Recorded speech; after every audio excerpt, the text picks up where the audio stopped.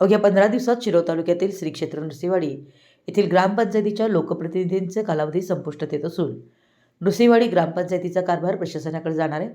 त्यामुळे नृसिंहवाडी ग्रामपंचायतीच्या आगामी निवडणुका एप्रिल-मे महिन्यात होतील अशी चर्चा असून या निवडणुकीसाठी इच्छुकांची आतापासून मोर्चेबांधणी सुरू केली असली तरी या निवडणुकीसाठी दत्तराज ग्रामविकास आघाडी भक्कम असून या आघाडीत कोणतीही बिघाडी झाली नसून दत्तराज ग्रामविकास आघाडी ही एक संघ आहे.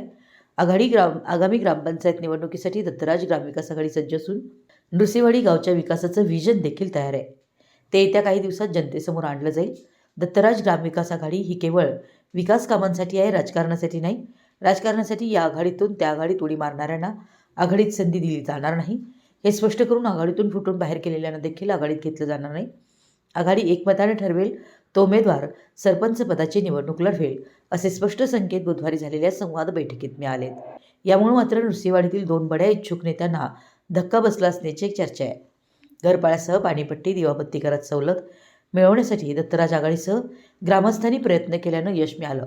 मात्र नियमित कर भरणाऱ्या सर्वसामान्य ग्रामस्थांना सवलत मिळवण्यासाठी मुख्यमंत्री यांना ईमेलद्वारे मागणी केली असल्याचं आघाडीचे नेते संजय शिर्टीकर यांनी सांगितलं. यावेळी अनौपचारिक चर्चेत बोलत असताना त्यांनी आघाडीची भूमिका स्पष्ट केली. येत्या महिनाभरात नृसिंहवाडी ग्रामपंचायतीची मुदत संपवून प्रशासक येणार आहेत. आगामी निवडणुकीत सरपंच पदासाठी खुलं आरक्षण आहे. यामुळे कदाचित 3 ते 4 महिन्यात निवडणूक होणार असल्याची इच्छुकांची जोरदार मोर्चेबांधणी सुरू झाली आहे. दत्तराज आघाडीकडून निवडणूक लढवण्यासाठी अनेक इच्छुक गुडघ्याला बाशिंग बांधून तयार आहेत. संतोष खोंबारे, विकास पुजारी, मुकुंद पुजारी, संजय शिर्टीकर, गिरीश खोंबारे, अमोल विभूते, गुरु खोचरे आदी नावं चर्चेत आहेत. प्रत्येकानं आपणच निवडणूक लढवणार या ईर्षेने इच्छा व्यक्त केली आहे. मात्र उमेदवाराची माळ कुणाच्या गळ्यात पडणार यावरच अंतिम समीकरण अवलंबून असणार आहे. यावर बोलताना गुरुदास खोचरे यांनी खळबळजनक विधान केले.